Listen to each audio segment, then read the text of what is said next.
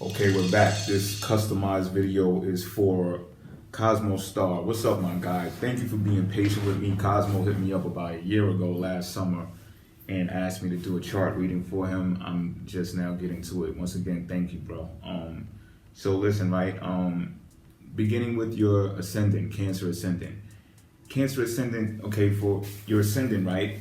That's your shell, speaking of Cancer, right? But that's your shell. That's your game face. That's the persona that you give off to the world. That's how they perceive you, although you're a Pisces sun, right? You give off this feeling of a protector, all right? You give off this feeling that you care deeply about people, and sometimes that can be envious from the outside looking in because you have this social quality about yourself that, lets people tap into your warmth. And some people don't have that social ability, so that may be a reason why you're tested sometimes. Also, there also may be some difficulty in the way that you communicate because Cancers are so moody, and your ascendant is your filter. So you filter information through like the eyes of a Cancer. So you may respond to certain situations or communication the way that a Cancer would. And sometimes it could come off as too moody, to where the person that you're speaking to doesn't trust you 100%, or they don't know how to predict you. They don't know if you're going to be this way this day or this way that day. So this may be another reason why they think that they can talk to you in a certain way or behave around you in a certain way because you're so emotional. Now, sometimes people can think that, take that for a weakness, and that's when they find out that you are highly combative when it comes to stuff like that. Like when you are attacked, those crab claws are going to come out and then something's going to transpire. But for the most part, I want to tell you some things that you can work on so we can take the emphasis off of the other people, right? Because it's them attacking you, and I understand this. I hear this. This is not the first time I hear this with people with Cancers, period. However, with a Cancer ascendant, same type of energy, right? Because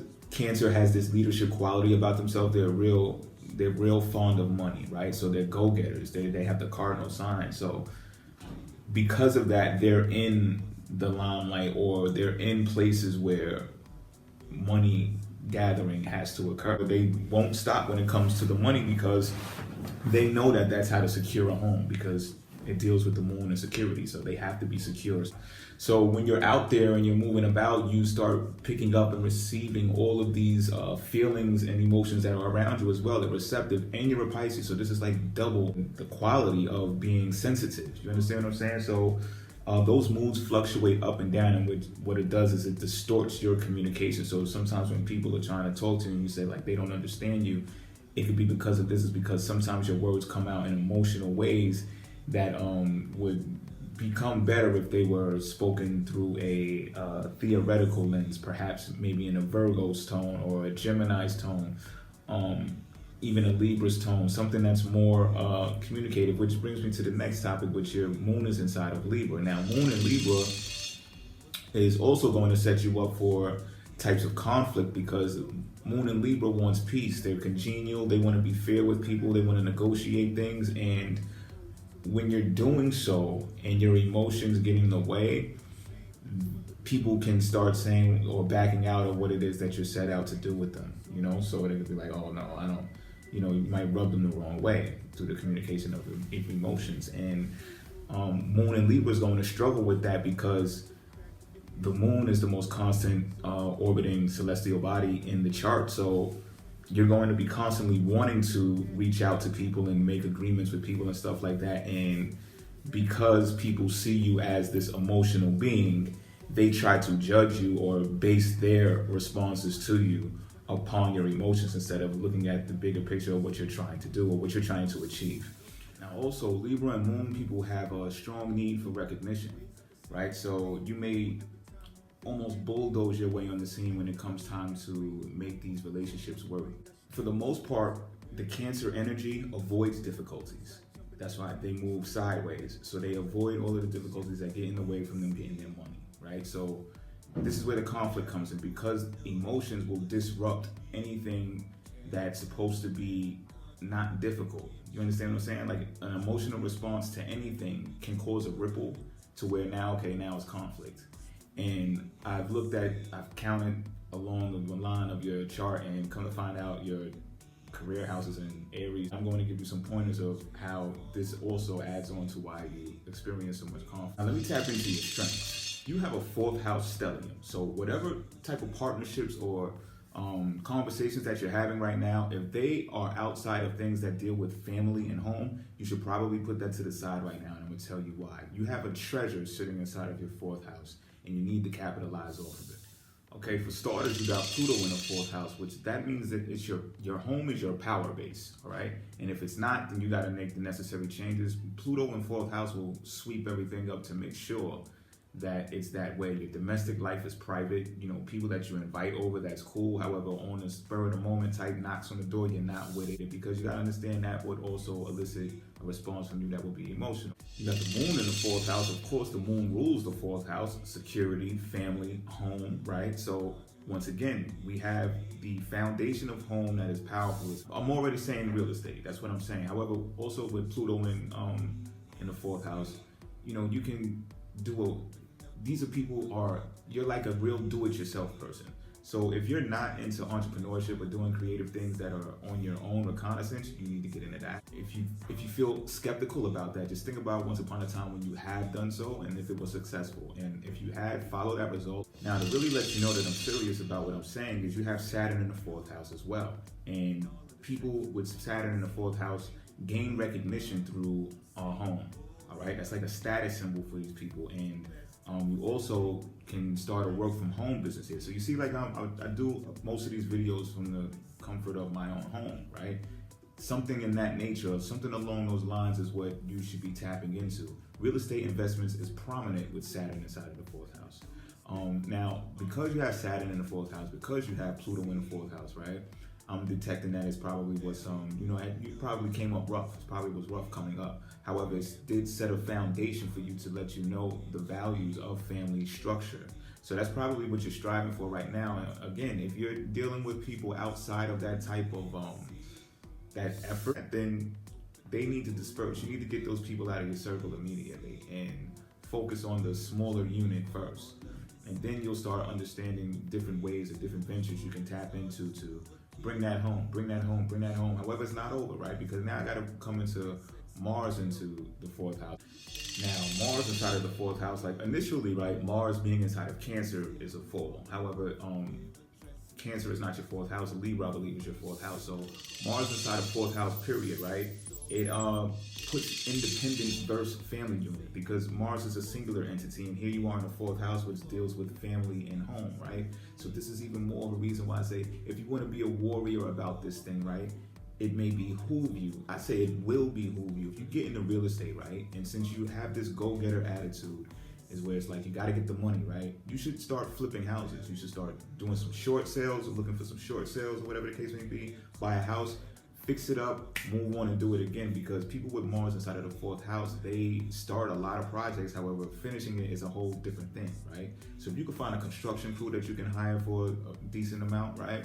You buy that first house, you give it to them to fix it up, and then you get out of there and you move on to the next thing. This way they can finish what you started, and then you go start a new thing and you repeat the process, and then you'll start, generating your revenue the way it is. And you're going to have more conflict, right? Because in your soul, you're going to want to have a home life. But it's like you're such an independent spirit, and you got Mars in the 10th house for your career. You're such an independent warrior that there's going to be conflict when you finally do settle in and be in the home, right? So you got to keep it moving. You got to keep it pushing and focus on your money until you reach that plateau, until you reach that milestone to where you say, okay, I probably don't want a mansion because I'm not going to be able to live in harmony amongst everybody here. So I'll give me like a 2-bedroom apartment and like a couple of dogs and a hot chick, a maid maybe, who knows, I'm just throwing stuff out there, you know what I mean? So that you don't experience these conflicts. Now, Jupiter in the 4th house symbolizes that although your childhood may have been rough, you have a good family overall, and that may help you in the long run when you want to develop a family of your own if you don't already have one. Now, what happens with Jupiter is because it's so free that it gets to spending more than it should sometimes. So again, flip the houses, keep going until you reach a certain milestone and where you can say, okay, this is the dream home that I want, so now I'm going to purchase it. Don't get one house and then like rent out the bottom floor and then think you've made it, because you know your tenacity with this Cancer Ascendant is just not going to let, and all this energy in the 4th house is not going to let you sit still and be peaceful when you know you have this type of finance, this type of security. I'm going to say security is a better word. You have this type of security that you need. You won't be stopped in that aspect. This whole time I avoided you having a Pisces sun. Pisces are visionaries. Pisces are creative. So this also can give away why you have trouble, why people have trouble understanding you. Because Pisces, you know, we talk in riddles a lot. You know, we go around things a lot. And then you got a Cancer Ascendant. Cancer moves sideways on things, so they go around questions a lot and stuff like that. So it's difficult for people to communicate with us when we're not being direct. And I'm saying when we're not being direct because we're not always elusive. You know what I mean? But it's a protective mechanism of both sides. The crab is actually soft inside, but there's this hard exterior that says, listen, don't mess with me. You know what I'm saying? And then you got the Pisces who just has no type of shell, no type of armor, and has to keep moving around in order to situate themselves in life, period. So that may come across as deceptive to some people, well, to a lot of people, because we are unpredictable in that aspect. So, you know, we can use our feelings to talk about something that's supposed to be solid and concrete, and people don't tap into that well because they're more they want something that's more tangible. They want something that's more practical. And Pisces sun are dreamy. So if you can make a combination of having dreams or being a visionary and combine that with home life in some type of way, this could be maybe Airbnb thing going on, or interior decorators. If you can align all of these things, then you can come up with your masterpiece. And you have to understand that, you know, everybody's not worth speaking with. And I know that sounds superficial. I know that sounds high strung. However, your well-being is at stake here, you know, and because you have such a family-oriented structure and that's your goal, you gotta understand that sometimes you gotta use restraint in order to obtain the things that you really want. So practice the Cancer moving sideways things to avoid difficulties more. Use that more. Despite how much your receptors pick up on other people not approving the way you speak, or, you know, whatever it is that makes them attack you or makes them feel like they can attack you.